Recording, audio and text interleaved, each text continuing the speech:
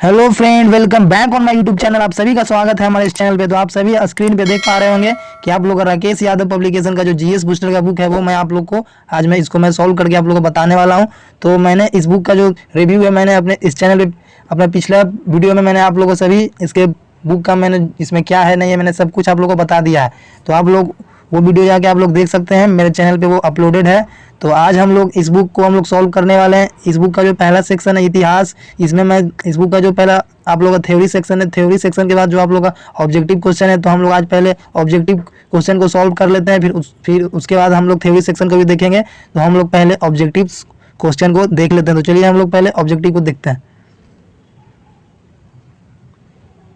Screen पे देख पा रहे होंगे यहाँ पे आप लोग का पहले अभ्यास प्रश्न से। तो हम लोग आज का पहला सवाल देखते हैं।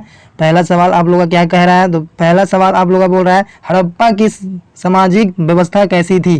तो आप लोग का हड़प्पा की सामाजिक व्यवस्था कैसी थी, तो आप लोग का समतावादी थी। चलिए हम लोग अब क्वेश्चन नंबर 2 की ओर बढ़ते हैं।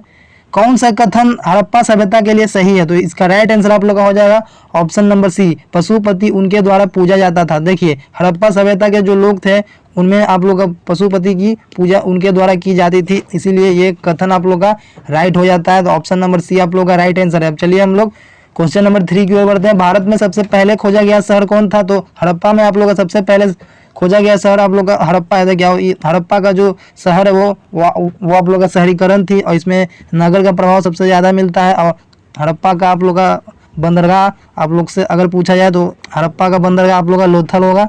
तो इसका आप लोग का आंसर क्या हो जाएगा। तो इसका हड़प्पा इसका राइट आंसर है 3 का ऑप्शन नंबर ए। हम लोग अब चौथे नंबर क्वेश्चन की ओर बढ़ते हैं। आप लोग का चौथा नंबर सवाल क्या बोल रहा है, सिंधु सभ्यता का वह कौन सा एकमात्र स्थल जहां से कृत्रिम गोदीबारा मिला है। तो इसका आप लोग का राइट आंसर क्या हो जाएगा। तो यही जो आप लोग का हड़प्पा का जो बंदरगाह है यानी कि लोथल, इसका राइट आंसर है। लोथल आप लोग का काफ़ी बार पूछा जाता है एग्जाम में, तो आप लोग इसको याद करते हुए चलिएगा। सिंधु घाटी सभ्यता की विशेषता कैसी थी। तो ये आप लोग का मैंने बताया कि ये आप लोग का शहरी जीवन है, यानी इसमें शहरी जीवन सबसे ज़्यादा इसमें था। तो इसका राइट आंसर आप लोग का ऑप्शन नंबर बी होता है। चलिए हम लोग 5वां नंबर सवाल की ओर बढ़ते हैं। छठा नंबर सवाल है सिंधु घाटी सभ्यता के लोगों का मकान क्या चीज से बना हुआ होता था। तो देखिए सिंधु घाटी सभ्यता का जो लोगों का जो मकान था वो पक्की ईंटों का भी बना हुआ रहता था और कच्ची ईंटों का भी बना हुआ रहता था। बट इसमें आप लोग का ऑप्शन सिर्फ पक्की ईंटों का ही दिया गया है। तो इसमें आप लोग का पक्की ईंटों का मकान बना हुआ रहता था। अगर इसमें आप लोग का कच्ची ईंटें भी आप लोग का दिया रहता तो वो भी आप लोग का राइट आंसर रहता था। इसमें इसका राइट आंसर ऑप्शन नंबर ए हो जाएगा। हम लोग अब 7वें नंबर क्वेश्चन की ओर बढ़ते हैं। मानव द्वारा उपयोग किया गया पहला धातु कौन था। देखिए हड़प्पा सभ्यता में आप लोग का लोहा की खोज नहीं हुआ था, तो इसमें आप लोग का राइट आंसर आप लोग का ऑप्शन नंबर बी हो जाएगा, यानी तांबा इसका राइट आंसर। देखिए हड़प्पा सभ्यता और जो आप लोग का उत्तर वैदिक काल यानी कि वैदिक सभ्यता में भी आप लोग का तांबा का ही प्रयोग किया जाता था। तो ये दोनों आप लोग से अगर आप लोग से पूछा जाए तो इसमें तांबा ही आप लोग आंसर टिक करिएगा। तो इसका right answer option number B हो जाएगा, तांबा। हम लोग आगे बढ़ते हैं। मोहनजोदड़ो में सबसे बड़ा भवन कौन सा था। देखिए मोहनजोदड़ो आप लोग का पाकिस्तान में स्थित है। वर्तमान में ये आप लोग का पाकिस्तान में पड़ता है, लेकिन ये आप लोग का सवाल क्या कह रहा है कि मोहनजोदड़ो में सबसे बड़ा भवन कौन सा है। तो ये आप लोग का अन्नागार। देखिए अन्नागार उसको कहा जाता है जहाँ पे अन्न का भंडार हो, वहाँ पे अन्न रखा जाता है, उसको अन्नागार कहा जाता है। तो इसका राइट आंसर आप लोग का अन्नागार कहाँ है, सबसे बड़ा अन्नागार आप लोग का मोहनजोदड़ो में पाया जाता है। आप लोग इसको याद करते हुए चलिए। ये सवाल आप लोग का पेपर में काफ़ी बार पूछा जाता है। देखिए अन्नागार और आप लोग का स्नानागार दोनों आप लोग का मोहनजोदड़ो में ही पाया जाता है। अगर आप लोग से पूछ लिया जाए कि अन्नागार और स्नानागार दोनों कहाँ पे है, तो आप लोग का मोहनजोदड़ो।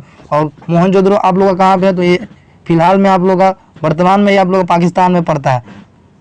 चलिए हम लोग अब 9वें नंबर क्वेश्चन की ओर बढ़ते हैं। कालीबंगा कौन से राज्य में स्थित है। ये तो इसका राइट आंसर क्या हो जाएगा, ऑप्शन नंबर सी। कालीबंगा आप लोग का ऑप्शन नंबर सी यानी कि राजस्थान में स्थित है। आप लोग का कालीबंगा राजस्थान होगा इसका राइट आंसर। अगर आप लोग से पूछ लिया जाए कि लोथल कौन से राज्य में स्थित है, तो ये आप लोग का गुजरात में हो जाएगा। अगर आप लोग से धौलावीरा पूछ लिया जाए, धौलावीरा भी आप लोग का, तो इसका राइट आंसर आप लोग का ऑप्शन नंबर सी हो जाएगा, राजस्थान। अब हम लोग 10वें नंबर क्वेश्चन की ओर बढ़ते हैं। सिंधु घाटी सभ्यता का विशाल स्नानागार कहाँ पे पाया जाता है। तो मैंने अभी आपको बताया कि विशाल स्नानागार आप लोग का मोहनजोदड़ो में पाया जाता है। जैसे ही आपको दिखे स्नानागार या अन्नागार, आप लोग तुरंत उसको मोहनजोदड़ो टिक करके आगे बढ़ सकते हैं। चलिए हम लोग 11वें नंबर क्वेश्चन की ओर बढ़ते हैं। आप लोग से क्या कहता है 11वां नंबर सवाल, सिंधु घाटी सभ्यता के लोग किसकी पूजा करते थे। तो ये सवाल पहले भी पूछा जा चुका है।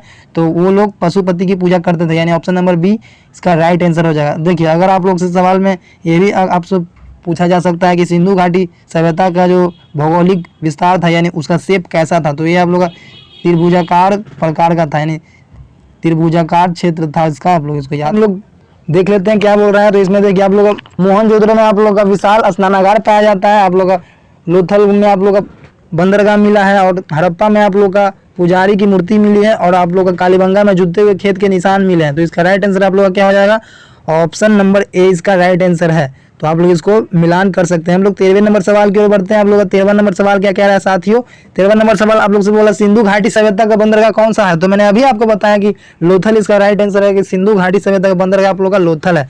तो चलिए हम लोग आगे बढ़ते हैं 14 नंबर सवाल की ओर। निम्नलिखित में से किस वेद में प्राचीन वैदिक युग की सभ्यता के बारे में सूचना दी गई। देखिए सिंधु घाटी जो भी था उसका अब सवाल खत्म हो जाता है। अब आप लोग का उत्तर वैदिक यानी कि वैदिक युग के प्रश्न आप लोग का अब देखने को मिलेंगे। तो आप लोग बने रहिए ऐसे ही वीडियो में आप लोग। चलिए इसका राइट आंसर आप लोग का हो जाएगा ऋग्वेद। ऋग्वेद आप लोग का सबसे प्राचीनतम वेद है। तो आप लोग ये भी आप लोग याद करते हुए चलिए कि सबसे प्राचीनतम वेद आप लोग का ऋग्वेद है। चलिए हम लोग 15 नंबर सवाल की ओर बढ़ते हैं। भारतीय शासन के प्रतीक शब्द सत्यमेव जयते निम्नलिखित में से किस ग्रंथ से लिया गया। तो ये आप लोग का मुंडकोपनिषद से लिया गया है, जो कि आप लोग का सत्यमेव जयते मुंडकोपनिषद से लिया गया है। तो इसका राइट आंसर हो जाएगा option number A, option number A Mundakopanishad. 16 number सवाल आप लोग का क्या कह रहा है, आयुर्वेद के वैद्य चिकित्सा का भगवान किसे माना जाता है। आयुर्वेद के वैद्य चिकित्सा का भगवान किसे माना जाता है। तो ये आप लोग इसका राइट आंसर आप लोग राइट आंसर हो जाएगा धन्वंतरी। धन्वंतरी इसका राइट आंसर है। हम लोग अब 17 नंबर सवाल की ओर बढ़ते हैं। वेद शब्द का अर्थ क्या है। वेद एक शब्द का अर्थ क्या है, ये आप लोग से पूछा जा रहा है। तो वेद शब्द का अर्थ आप लोग का क्या हो जाएगा, ज्ञान। वेद मतलब ज्ञान। चलिए हम लोग अब हम लोग 18वें नंबर सवाल की ओर बढ़ते हैं। वैदिक लोगों द्वारा किस धातु का प्रयोग सबसे पहले किया गया था। तो तांबा। देखिए मैंने आप लोगों को बताया हड़प्पा का, जब मैं आपसे क्वेश्चन डिस्कस कर रहा था तो उसी समय आप लोगों को मैंने बताया कि वैदिक और हड़प्पा दोनों में तांबा का ही प्रयोग किया जाता था। अब हम लोग 19वें नंबर सवाल की ओर बढ़ते हैं। आप लोग से क्या कह रहा है, देखिए थोड़ा आप लोग से थोड़ा धुंधला दिख पा रहा होगा, लेकिन मैं आप लोगों को पढ़ के बता दे रहा हूँ। भारतीय संगीत का उद्गम किसमें खोजा जा सकता है। भारतीय संगीत का उद्गम किसमें खोजा जा सकता है। तो ये आप लोग देखिए, आप लोग से अगर स से संगीत और स से सामवेद, आप लोग इसको ऐसे याद कर सकते हैं, स से संगीत स से। तो इसका राइट आंसर आप लोग का क्या हो जाएगा, तो इसका राइट आंसर आप लोग ऑप्शन नंबर सी हो जाएगा। ऑप्शन नंबर सी यानी सामवेद। संगीत में आप लोग सामवेद टिक कर सकते हैं। हम लोग 20 नंबर यानी कि 20 नंबर क्वेश्चन देखते हैं। वैदिक युग में राजा अपनी जनता से जो कर वसूला करता था उसे क्या कहते थे। जो यानी वैदिक युग में जो राजा अपनी जनता से जो कर वसूल करते थे उसे उस भाषा में क्या कहा जाता था, तो उसे क्या कहा जाता था, ये आप लोग से पूछा जा रहा है। इसका राइट आंसर आप लोग का ऑप्शन नंबर ए हो जाएगा, बलि कहा जाता था उसको। जो उस समय वैदिक युग में जो राजा अपनी जनता से जो कर वसूल करते थे यानी कर जो लेते थे उसे बलि कहा जाता था, बलि। चलिए हम लोग 21वें नंबर सवाल की ओर बढ़ते हैं। क्या बोल रहा है आप लोग का, इसका कर्मानुसार चरणों में से कौन सा विकल्प सही है। तो इसका राइट आंसर आप लोग का क्या हो जाएगा, ऑप्शन नंबर ए ब्रह्मचर्य, गृहस्थ, वानप्रस्थ और संन्यास। इसका राइट आंसर है। इसमें 4 आप लोग का चरणों में से कौन सा सही आप लोग से ऑप्शन पूछ रहा था। तो इसका राइट आंसर आप लोग का ऑप्शन नंबर ए हो जाएगा। ऑप्शन नंबर ए ब्रह्मचर्य, वानप्रस्थ और संन्यास, गृहस्थ। चलिए हम लोग बढ़ते हैं अगले सवाल की ओर। निम्न में से योग के प्रणेता कौन है। तो इसका राइट आंसर आप लोग का होगा, योग के प्रणेता आप लोग का पतंजलि हो जाएगा। इसका राइट आंसर ऑप्शन नंबर। चलिए हम लोग 23वें नंबर सवाल की ओर बढ़ते हैं। निम्न में से किस वेद में बलि सूत्रों को शामिल किया गया। तो आप लोग का बलि सूत्रों को किस वेद में शामिल किया गया है। तो आप लोग का इसका राइट आंसर आप लोग का क्या हो जाएगा, ऑप्शन नंबर सी यजुर्वेद में आप लोग का बलि सूत्रों को शामिल किया गया है। बलि सूत्रों को आप लोग का यजुर्वेद में शामिल किया गया है। हम लोग अब 24वें नंबर सवाल की ओर बढ़ते हैं। साथियों आप लोग क्या कह रहे हैं, कंबोडिया के किस प्रसिद्ध मंदिर में रामायण और महाभारत के चित्र को दर्शाया गया। कंबोडिया के किस प्रसिद्ध मंदिर में रामायण और महाभारत के चित्र को दर्शाया गया है। तो ये आप लोग का option number C Angkor Wat का है, जो मंदिर है जो कि आप लोग कंबोडिया में पाया जाता है। अंकोर वाट का मंदिर काफी प्रसिद्ध मंदिर है, वहां पे आप लोग का रामायण और महाभारत के चित्र को दर्शाया, कहाँ पे, अंकोर वाट। चलिए हम लोग 25वें नंबर सवाल की ओर बढ़ते हैं। उपनिषद शब्द का शाब्दिक रूप से यह अर्थ होता है, यानी जो उपनिषद शब्द का अर्थ आप लोग से पूछ रहा है कि उपनिषद शब्द का अर्थ क्या होता है। तो देखिए उपनिषद शब्द का अर्थ यह है, उपनिषद शब्द का अर्थ यह है कि पास बैठकर ज्ञान प्राप्त करना। तो इसका राइट आंसर आप लोग 25 का सी हो जाएगा, 25 का सी। चलिए हम लोग अब 26 नंबर सवाल की ओर बढ़ते हैं। पंचतंत्र के लेखक कौन है। तो पंचतंत्र के लेखक आप लोग का क्या हो जाएगा, विष्णु शर्मा पंचतंत्र के लेखक हैं। चलिए हम लोग अब 27वें नंबर क्वेश्चन की ओर बढ़ते हैं। भारत का कौन सा क्षेत्र प्राचीन समय में अवंतिका के नाम से जाना जाता था? भारत का कौन सा क्षेत्र प्राचीन समय में अवंतिका के नाम से जाना जाता था? तो इसका राइट आंसर आप लोगों का क्या हो जाएगा? Option number D. Option number D इसका राइट आंसर मालवा। मालवा को आप लोगों का प्राचीन समय में अवंतिका कहा जाता था। स्लाइड की ओर बढ़ते हैं। चलिए हम लोग अब 28वें नंबर आप लोग का क्या कह रहा है? उस साम्राज्य का नाम जिसमें पहली बार युद्ध में हाथी इस्तेमाल किया गया। देखिए अगर आप लोगों को थोड़ा धुंधला दिख पा रहा होगा तो मैं आप लोगों को पढ़ के बता दे रहा हूँ, तो कृपया आप लोग घबराएं नहीं, मैं आप लोगों को। चलिए अब इसका क्या होगा इसका राइट आंसर? तो इसका उस साम्राज्य का नाम बताइए जिसमें पहली बार युद्ध में हाथी का प्रयोग किया गया था, तो वो कौन सा युद्ध था ये आप लोगों को बताना है। तो इसका राइट आंसर आप लोग का मगध है। मगध में सबसे पहले हाथी का प्रयोग किया गया था युद्ध में। अब हम लोग 29 नंबर सवाल की ओर बढ़ते हैं। किसकी सेना ने ग्रीक शासक सिकंदर के साथ झेलम नदी के तट पर मुकाबला किया था? तो झेलम नदी के तट पर मुकाबला किया था कौन? सिकंदर के साथ पोरस किया था। इसका राइट आंसर आप लोग का हो जाएगा ऑप्शन नंबर बी। देखिए आप लोग ये आप लोग का सवाल आप लोग बताइए कमेंट में कि द्वितीय सिकंदर के नाम से किसे जाना जाता था, और सिकंदर बताइए आप लोग इसका राइट आंसर क्या होगा। चलिए हम लोग अब 30वें नंबर सवाल की ओर बढ़ते हैं। उस गणतंत्र का नाम बताइए जो 6ठी शताब्दी ईसा पूर्व आठ राज्यों का एक संघ था। तो इसका राइट आंसर आप लोगों का क्या हो जाएगा? Option number B. Option number B यानी वज्जी, जो आठ राज्यों का एक संघ था वो वज्जी।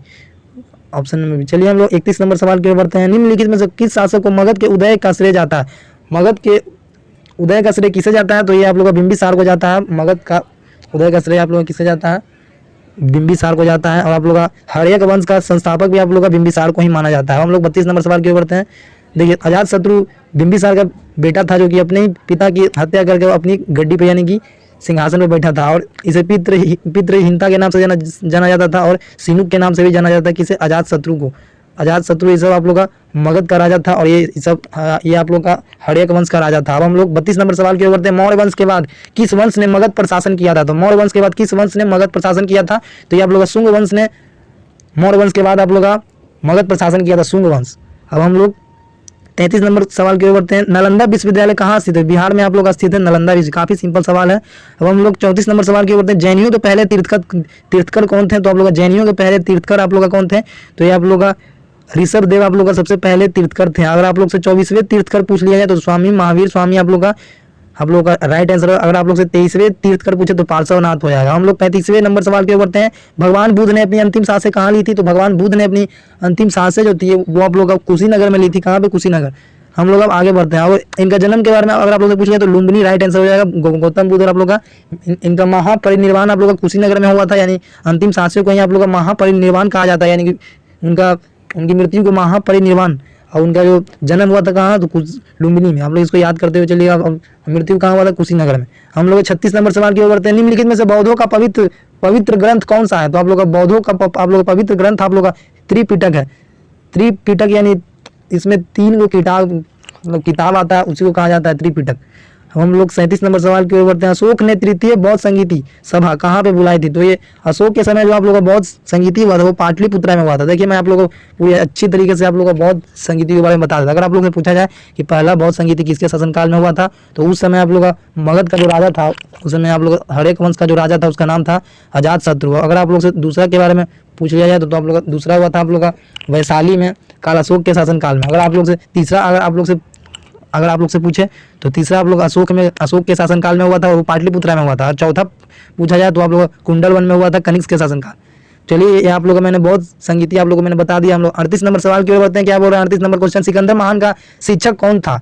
तो आप लोग का सिकंदर महान का आप लोग से अगर शिक्षक पूछा जाए तो अरस्तु इसका राइट आंसर है।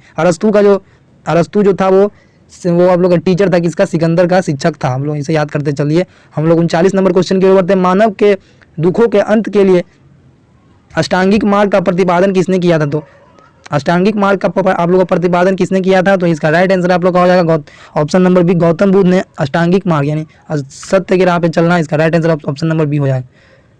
चलिए हम अब 40वें नंबर सवाल की ओर बढ़ते हैं। 40 नंबर सवाल आप लोग का क्या कह रहा है? बुद्ध का अर्थ क्या है? तो बुद्ध का अर्थ है आप लोग का ज्ञान प्राप्ति। इसका राइट आंसर आप लोग का ऑप्शन नंबर ए हो जाएगा। बुद्ध किस वंश से संबंधित है? तो ये आप लोग का शाक्य वंश से संबंधित है। इसका राइट आंसर आप लोग ऑप्शन नंबर सी हो जाएगा। हम लोग 42 नंबर सवाल की ओर बढ़ते हैं। बुद्ध को ज्ञान कहाँ पे प्राप्त हुआ था? तो ये आप लोग बोध गया में इनको ज्ञान की प्राप्ति हुई थी। पीपल के पेड़ के नीचे इनको ज्ञान की प्राप्ति हुई थी। और इनको ये अपना पहला उपदेश कहाँ पे दिए थे, तो सारनाथ में ये अपने पहले उपदेश दिए थे। ये जो आप लोग राजगीर देख रहे हैं, ये आप लोग का मगध की राजधानी के रूप में जाना जाता है राजगीर। मैं आप लोग ऑप्शन का भी डिस्कशन कर रहा हूँ, तो आप लोग ऐसे ही, अगर आप लोग अच्छा लग रहा है तो प्लीज़ लाइक करें और हमारे चैनल को ऐसे ही सपोर्ट करते रहें। चलिए हम लोग 43 नंबर सवाल की ओर बढ़ते हैं। अजंता की चित्रकारी में किसकी कहानी को चित्रित किया गया है, तो इसका क्या हो जाएगा, जातक इसका राइट आंसर हो जाएगा जातक।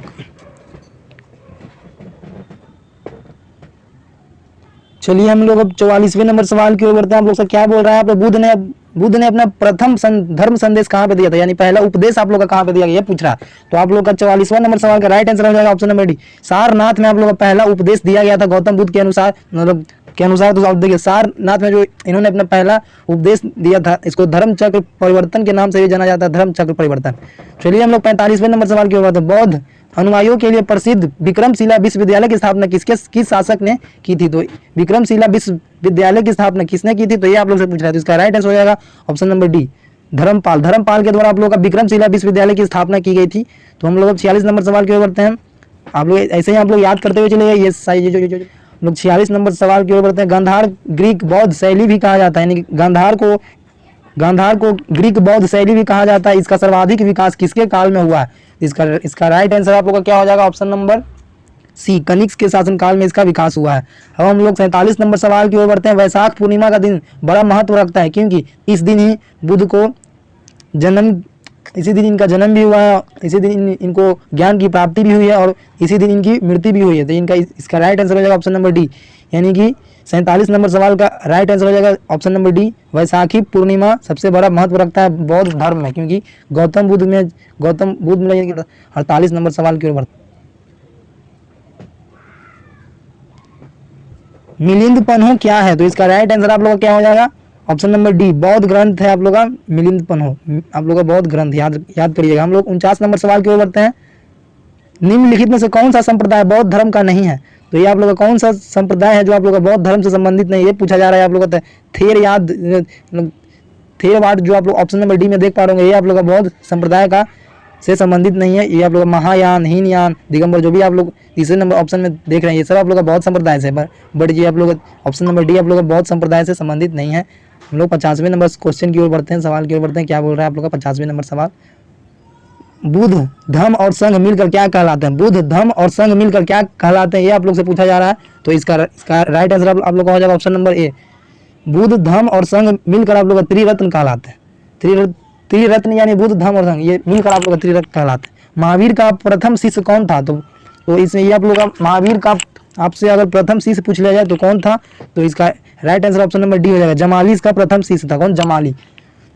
देखिए हम लोग बौद्ध धर्म के जितने भी सवाल थे वो खत्म हो चुके हैं। अब हम लोग ये जो जैन धर्म है, जैन धर्म का सवाल अब आ चुका है। तो आप लोग महावीर को जैसे ही देखें आप लोग जैन धर्म को आप लोग याद आ जाना चाहिए। हम लोग अब 52 नंबर सवाल की ओर बढ़ते हैं। वर्धमान महावीर और किस नाम से विख्यात है, देखिए आप लोग का महावीर स्वामी का ही बचपन का नाम आप लोग का वर्धमान है। तो आप लोग जैसे ही देखें कि आप लोग के सवाल में आया वर्धमान, तो आप लोग जैन धर्म से संबंधित यानी जीन आप लोग इसको याद कर सकते हैं। और इसका आपसे अगर राइट आंसर पूछा जाए तो जीन यानी विजेता इसको कहा जाता है।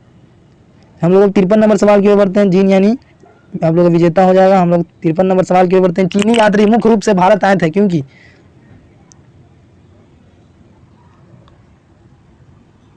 तो इसका राइट आंसर आप लोग क्या हो जाएगा, वे बौद्ध मत में रुचि रखते थे। इसका राइट आंसर हो जाएगा। हम लोग 54 नंबर सवाल की ओर बढ़ते हैं। भारत में जैन धर्म का संस्थापक कौन था, तो भारत में जैन धर्म का संस्थापक अगर आपसे पूछा जाए तो आप लोग का जैन धर्म का संस्थापक आपका हो जाएगा ऑप्शन नंबर बी, महावीर था आप लोग का जैन धर्म का संस्थापक। भारत में जैन धर्म का वास्तविक संस्थापक भी आप लोग का महावीर ही। और अगर आप लोग से पहले अगर आप लोग से पूछ लिया जाए तो आप लोग का हो जाएगा ऋषभ देव हो जाएगा पहला तीर्थकर। प्रथम बौद्ध परिषद कहाँ पे आयोजित किया गया था, तो आप लोग का प्रथम बौद्ध परिषद कहाँ पे आयोजित की गई थी, तो ये आप लोग का राजगिरी में किया गया था पहला बौद्ध संगीत, यानी कि आप लोग का इसका right answer option number B हो जाएगा। 56 नंबर सवाल की ओर बढ़ते हैं। निम्नलिखित में से वह व्यक्ति कौन है जिसका नाम देव नाम प्रियदर्शी भी है, तो वो कौन है आप लोग बताइए। इसका राइट आंसर हो जाएगा ऑप्शन नंबर ए, मौर्य राजा अशोक का नाम ही देव नाम प्रियदर्शी के नाम से जाना जाता है। किसको, अशोक को। अशोक ने कलिंग का युद्ध कब लड़ा था, तो 261 BC में लड़ा था। तो इसका राइट आंसर हो जाएगा ऑप्शन नंबर बी, 261 BC में लड़ा था अशोक कलिंग का युद्ध। अशोक की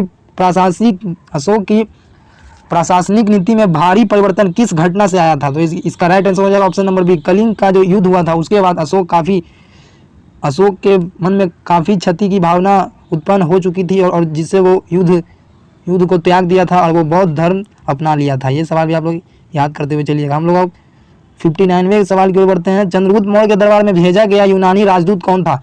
चंद्रगुप्त मौर्य के दरबार में भेजा गया यूनानी राजदूत कौन था? तो आप लोग का मेगास्थनीज हो जाएगा, सेल्यूकस निकेटर इसका राइट आंसर है। हम लोग 60वें नंबर सवाल की ओर बढ़ते हैं। अर्थशास्त्र की रचना किसने की थी? तो अर्थशास्त्र की रचना पूछा जाए तो आप लोग का कौटिल्य, यानी कि कौटिल्य इसका राइट आंसर, यानी चाणक्य को ही कौटिल्य कहा जाता है। चाणक्य चंद्रगुप्त मौर्य के प्रधानमंत्री थे। हम लोग 61 नंबर सवाल की ओर बढ़ते हैं। आप लोग सिकंदर की मृत्यु के पश्चात साम्राज्य का पूर्वी भाग किसके अधीन हो गया था? तो सिकंदर की जो मृत्यु के पश्चात साम्राज्य का जो पूर्वी भाग किसके अधीन हो गया था? तो ये इसका राइट आंसर आप लोग क्या हो जाएगा ऑप्शन नंबर ए, सेल्यूकस निकेटर के अधीन हो गया था। चलिए हम लोग 62 नंबर सवाल की ओर बढ़ते हैं। किस शिला राजा देश में अशोक ने कलिंग युद्ध के हताहतों का उल्लेख किया है और युद्ध त्याग की घोषणा की है? तो इसका राइट आंसर आप लोग का क्या हो जाएगा ऑप्शन नंबर बी, यानी शिला राजा देश 15वां, शिला राजा देश 13वां यानी कि 13वें अभिलेख में बोला गया है। कलिंग के युद्ध के बारे में कहा गया। अशोक का जो कलिंग का युद्ध हुआ था 261 BC में, वो कौन से अभिलेख में? तो 13वां अभिलेख ऐसे लिखा जाता है रोमन नंबर में, शिलालेख भी कह सकते हैं हम लोग इसको। चलिए हम लोग 63 नंबर सवाल की ओर बढ़ते हैं। चाणक्य किस नाम से जाना जाता था? तो चाणक्य को कौटिल्य के नाम से जाना जाता था। बिंबिसार किस वंश से संबंधित था? तो ये आप लोग का हर एक वंश से संबंधित था बिंबिसार, मैंने ये सब आपको बता चुका हूँ। 65 नंबर सवाल की ओर बढ़ते हैं। भारतीयों के लिए महान मिल्क मार्ग किसने आरंभ किया था? मिल्क मार्ग आप लोग का किसने आरंभ करवाया था? तो ये आप लोग का कनिष्क ने करवाया था। मिल्क मार्ग आरंभ करवाया था कनिष्क ने। हम लोग 66 नंबर सवाल की ओर बढ़ते हैं। भारतीय नाटक में यवनिका और पर्दा प्रथा का प्रचलन इनमें से किसके द्वारा शुरू किया गया था? इसका राइट आंसर हो जाएगा ऑप्शन नंबर सी।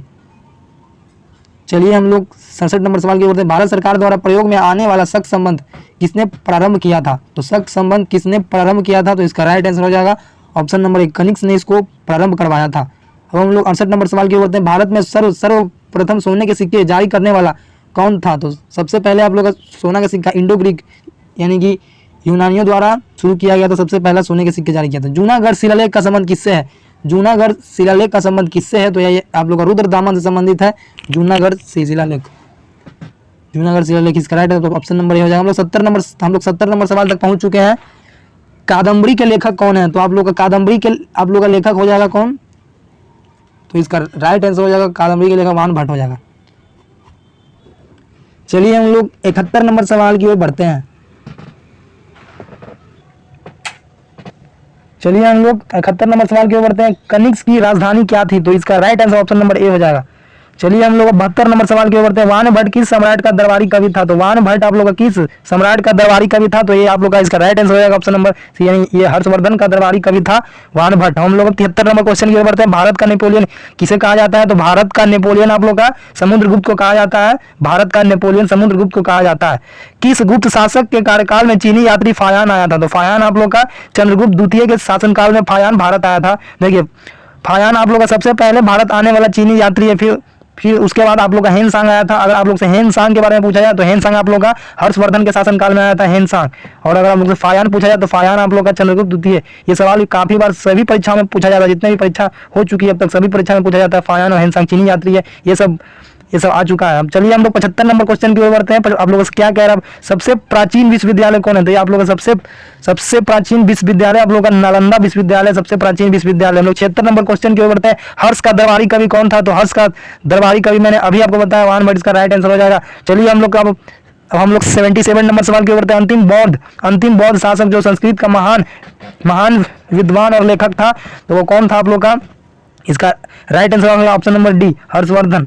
अंतिम बौद्ध शासक जो संस्कृत का महान विद्वान था। ये सब आप लोग याद करते हुए चलिए। गुप्त संबंध हम लोग 78 नंबर सवाल की ओर बढ़ते हैं। गुप्त संबंध निम्नलिखित में से किसके द्वारा स्थापित किया गया था? गुप्त संबंध निम्नलिखित में से किसके द्वारा स्थापित किया गया था? तो ये आप लोग किसके द्वारा इसको स्थापित किया गया था? तो इसका राइट आंसर ऑप्शन नंबर है चंद्रगुप्त प्रथम के द्वारा इसको स्थापित किया गया था। अब हम लोग 79 नंबर सवाल की ओर बढ़ते हैं। ब्रह्ममिहिर क्या था? ब्रह्ममिहिर क्या था? तो आप लोग इसका right answer option number D खगोलीय शास्त्र था ब्रह्ममिहिर। हम लोग 80 नंबर सवाल की ओर बढ़ते हैं। तमिल भाषा के शिल्पाधिकारम और मणि में खैले नामक ग्रंथ किससे संबंधित है? तो ये ग्रंथ, ये दोनों आप लोग किससे संबंधित है? आप शिल्पाधिकारम और मणि में खैले ग्रंथ जो भी किससे संबंधित है? तो ये आप लोग का बौद्ध से संबंधित है। अब चलिए देखिए, ये सब बौद्ध धर्म सब जो भी धर्म आप लोग याद करते हुए चलिए सब आते हैं एग्जाम में। हर्षवर्धन को किसके 80 नंबर सवाल आप लोग का क्या कह रहा है? हर्षवर्धन को किसने पराजित किया था, यानी कि हर्षवर्धन को किसने हराया था? तो पुलकेशिन द्वितीय द्वारा हर्षवर्धन हार गया था। हम लोग अब 82 नंबर सवाल की ओर बढ़ते हैं, यानी 82 नंबर क्वेश्चन क्या कह रहा है? होयसलो की राजधानी क्या थी? होयसलो की राजधानी क्या थी? ये सवाल आप लोग से पूछा जा रहा है। तो होयसलो राजधानी आप लोग का देवगिरी, यानी ऑप्शन नंबर 20 का राइट आंसर है। हम लोग अब 83 नंबर क्वेश्चन की ओर बढ़ते हैं। आप लोग से क्या कह रहा है? 83 नंबर सवाल, राष्ट्रकूट साम्राज्य की स्थापना किसके द्वारा किया गया? देखिए थोड़ा आप लोग का धुंधला दिख रहा होगा, बट मैं आप लोग को पढ़ के बताऊंगा, तो आप लोग कृपया घबराएं नहीं। राष्ट्रकूट साम्राज्य की स्थापना कब और किसके द्वारा किया गया था? तो आप लोग का राष्ट्रकूट साम्राज्य की स्थापना आप लोग किसके द्वारा किया गया था? तो इसका आप लोग का ऑप्शन नंबर ए हो जाएगा, दंती दुर्ग के द्वारा इसकी स्थापना किया गया था। राष्ट्रकूट साम्राज्य की स्थापना दंती दुर्ग के द्वारा किया गया था। हम लोग 84 नंबर क्वेश्चन की ओर बढ़ते हैं। चालुक्य वंश का सर्वाधिक प्रसिद्ध शासक कौन था?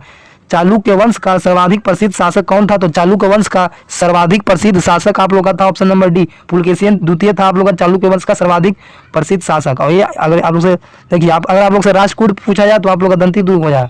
अगर आप लोग का चालुक्य वंश में सबसे प्रसिद्ध शासक आप लोग का पुलकेशिन द्वितीय हो जाएगा। यह सब आप लोग याद करते हुए चलेगा। चलिए हम लोग आगे बढ़ते हैं। 85 नंबर 85 नंबर क्वेश्चन आप लोग का अच्छा सवाल है। संगम युग के दौरान रोमन व्यापार का केंद्र कहाँ था? तो आप लोग का रोमन व्यापार का केंद्र कहाँ पे था? तो आप लोग का रोमन व्यापार का केंद्र आप लोग का अरिकामेडू में था। अरिकामेडू में था आप लोग का रोमन व्यापार का केंद्र। हम लोग 86 नंबर क्वेश्चन की ओर बढ़ते हैं। निम्नलिखित में से मिलाइए और सही कूट करिए। तो ये सब आप लोग का मिलान करने वाला सवाल है। तो अभी आप लोग पढ़े हैं ये सब, आप लोग इसको आप लोग मिलान कर सकते हैं। चलिए हम लोग इसको मिलान करते हैं। इसका आप लोग का इसका क्या हो जाएगा? इसका राइट आंसर आप लोग का ऑप्शन नंबर ए हो जाएगा, ऑप्शन नंबर ए। चलिए हम लोग 87 नंबर क्वेश्चन की ओर बढ़ते हैं। 87 नंबर सवाल क्या बोल रहा है? निम्नलिखित में से कौन कनिष्क का दरबारी चिकित्सक था? कनिष्क का आप लोग का दरबारी चिकित्सक कौन था? तो इसका right answer option number C, यानी चरक था कनिष्क का दरबारी चिकित्सक। किस शासक ने एलोरा मंदिर का निर्माण करवाया? देखिए अगर आप लोग से कनिष्क का अगर आप लोग से पूछा जाए कि कौन सा शिक्षक, तो आप लोग का हो जाएगा चरक। अगर आप लोग से पूछा जाए कि एलोरा मंदिर का निर्माण किसने करवाया था? तो एलोरा मंदिर का निर्माण आप लोग का राष्ट्रकूट द्वारा करवाया गया था। तो राष्ट्रकूट का कौन था? आप लोग का संस्थापक दंती दुर्ग। ये सब आप लोग याद करते हुए चलिएगा। अजंता चित्रकला किससे संबंधित है? अजंता चित्रकला आप लोग का किससे संबंधित है? तो ये आप लोग का किससे संबंधित है? ये आप लोग अजंता चित्रकला आपको बौद्ध से संबंधित है, बौद्ध धर्म से संबंधित है। हम लोग अब 90 नंबर क्वेश्चन की ओर चलिए। हम लोग कैलाश का प्रसिद्ध शैलकृत मंदिर निम्नलिखित में से किस स्थान पर है? कैलाश का प्रसिद्ध शैलकृत मंदिर निम्नलिखित में से किस स्थान पर है? तो ये आप लोग का कहाँ पे स्थित है? तो ये आप लोग का एलोरा में है शैलकृत मंदिर। कैलाश का शैलकृत आप लोग का एलोरा हो जाएगा इसका राइट आंसर। चलिए हम लोग अब 91 नंबर की ओर बढ़ते हैं। महाबलीपुरम के रथों का निर्माण किसके शासनकाल में हुआ? तो किसके शासनकाल में महाबलीपुरम के रथों का निर्माण हुआ? तो ये इसका राइट आंसर हो जाएगा ऑप्शन नंबर पल्लवों के शासनकाल में महाबलीपुरम के रथों का निर्माण कराया गया था।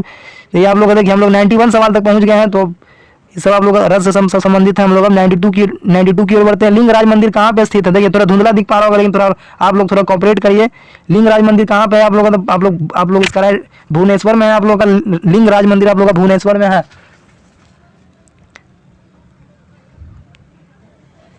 तो इसका आप लोग हो जाएगा भुवनेश्वर हो जाएगा। हम लोग 93 नंबर सवाल की ओर बढ़ते हैं। 93 नंबर क्वेश्चन की ओर क्या कह रहा है आप लोग का? कौन से संग्रहालय में कुषाण मूर्ति कला का सबसे बड़ा संग्रह मिला है? तो कौन सा संग्रहालय में आप लोग का कुषाण मूर्ति कला का सबसे बड़ा संग्रह? तो इसका राइट आंसर आप लोग का क्या हो जाएगा? ऑप्शन नंबर, यानी कि मथुरा संग्रहालय में हम लोग का सबसे बड़ा है। तो हम चलिए हम 94 नंबर क्वेश्चन की ओर बढ़ते हैं। तक्षशिला के प्रसिद्ध स्थल होने का कारण क्या था? ये जो आप लोग का तक्षशिला के प्रसिद्ध स्थल होने का कारण क्या था? तो तक्षशिला के प्रसिद्ध स्थल होने का कारण आप लोग का था कि ये आप लोग का गांधार कला से संबंधित है। तो इसका right answer option number C. चलिए हम लोग 95 नंबर सवाल की ओर बढ़ते हैं। तंजौर में बृहदेश्वर मंदिर का निर्माण किसने करवाया गया था? तो तंजावुर में जो आपका बृहदेश्वर का जो मंदिर उसका निर्माण किसने करवाया था? तो इसका राइट आंसर हो जाएगा राजा चोल ने इसका निर्माण नंबर बी हो जाएगा। 95 का यानी राजा राजा चोल यान। चलिए हम लोग अब 96 नंबर सवाल की ओर बढ़ते हैं। अधिकांश चोल मंदिर किस देवी देवता को समर्पित है? तो अधिकांश जो चोल मंदिर है वो किस देवी देवता के लिए बनाया गया है? तो इसका राइट आंसर आप लोग का हो जाएगा शिव के लिए। ये सब जितने भी अधिकांश जो चोल मंदिर है वो सब शिव को समर्पित है, वो सब शिव के मंदिर सब है। चलिए हम लोग 97 की ओर बढ़ते हैं। निम्नलिखित में से कौन सा शिलालेख चालुक्य शासक पुलकेशिन द्वितीय से संबंधित है? निम्नलिखित में से कौन सा शिलालेख चालुक्य शासक पुलकेशिन द्वितीय से संबंधित है? तो इसका राइट आंसर आप लोग का क्या हो जाएगा? Option number C Aihole. ये जो आप लोग का एहोल शिलालेख है ये सब आप लोग का चालुक्य शासक पुलकेशिन द्वितीय से संबंधित है, एहोल शिलालेख। हम लोग ये सब आप लोग कर चुके हैं शिव के बारे में। हम लोग अब 98 नंबर क्वेश्चन की ओर बढ़ते हैं। निम्नलिखित में से कौन सा एक स्तूप नहीं है? तो ये आप लोग का जो सांची का ये सब आप लोग का स्तूप है, लेकिन ये अब रांची देख रहे हैं, रांची आपका स्तूप नहीं है। रांची एक शहर है आप लोग का, रांची आप लोग का झारखंड की राजधानी है, तो ये आप लोग का इसका हो जाएगा। चलिए हम लोग अब 99 नंबर, गौतम बुद्ध का जन्म स्थान किसके द्वारा अंकित किया जाता है? तो गौतम बुद्ध का जो जन्म स्थान है किसके द्वारा अंकित किया जाता है? तो इसका ये आप लोग का अशोक मौर्य रुमन्य देव स्तंभ के द्वारा अंकित किया जाता है। चलिए हम लोग अब 100वें नंबर सवाल की ओर बढ़ते हैं कि हम लोग 100 नंबर क्वेश्चन की ओर पहुंच चुके हैं। हम लोग 99 नंबर सवाल तक खत्म कर चुके हैं अशोक मौर्य का मौर्य स्तंभ। हम चलिए हम 100वें नंबर क्वेश्चन की ओर बढ़ते हैं। क्या कह रहा है आप लोग का 100वां नंबर सवाल? निम्न में से कौन सी पुस्तक राष्ट्रकूट शासक अमोघ वर्ष द्वारा लिखी गई है? अमोघ वर्ष द्वारा लिखी गई कौन सी पुस्तक है? तो ये आप लोग का क्या हो जाएगा? इसका राइट आंसर आप लोग का हो जाएगा कवि राजमार्ग लिखा गया है अमोघ द्वारा। चलिए हम लोग अब 101 नंबर का राइट आंसर हम लोग 101 नंबर की ओर बढ़ गए हैं। 100 हम लोग का कंप्लीट हो चुका है। सत्यमेव जयते शब्द किस उपनिषद से लिया गया है? तो मुंडक उपनिषद आप लोग नाम सुने होंगे, मुंडक उपनिषद से लिया गया है। ऑप्शन नंबर बी हो जाएगा मुंडक उपनिषद। दिलवाड़ा के चालुक्य जैन मंदिर कहाँ स्थित है? दिलवाड़ा के चालुक्य जैन मंदिर कहाँ पे स्थित है? तो ये आप लोग का क्या हो जाएगा? इसका राइट आंसर मध्य प्रदेश में दिलवाड़ा का जैन मंदिर है। केंद्र दक्षिण भारत में कहाँ पे है ये आप लोग को बताना है। तो ये आप लोग का इसका राइट आंसर क्या हो जाएगा? आप लोग पॉज करके पहले खुद से बनाने का प्रयास करेंगे, जब आप लोग को नहीं आता तो आप लोग आंसर इसका देखें। चलिए हम लोग इसका क्या हो जाएगा? इसका राइट आंसर आप लोग का हो जाएगा ऑप्शन नंबर डी, यानी श्रीवन बेलगोला हो जाएगा इसका राइट आंसर। प्रसिद्ध जैन केंद्र जो कि दक्षिण भारत में कहाँ पे है? तो इसका आप लोग क्या हो जाएगा राइट आंसर? श्रीवन बेलगोला। निम्नलिखित साहित्य कृतियां और उनके लेखकों के साथ मिलान कीजिए और सही कूट का चुनाव कीजिए। यानी कि कवि के द्वारा जो लिखा गया यानी कि काव्यखंड होगा और उसका आप लोग को मिलान करना है। तो इसको हम लोग कर लेते हैं मिलान। कविराज का जो मार्ग था वो आप लोग अमोघ वर्ष जिसको कहा जाता है, और आप लोग का जो गणित सार संग्रह है वो आप लोग का महावीर चार्य को कहा जाता है, और आप लोग का जो जिनसन है वो आप लोग का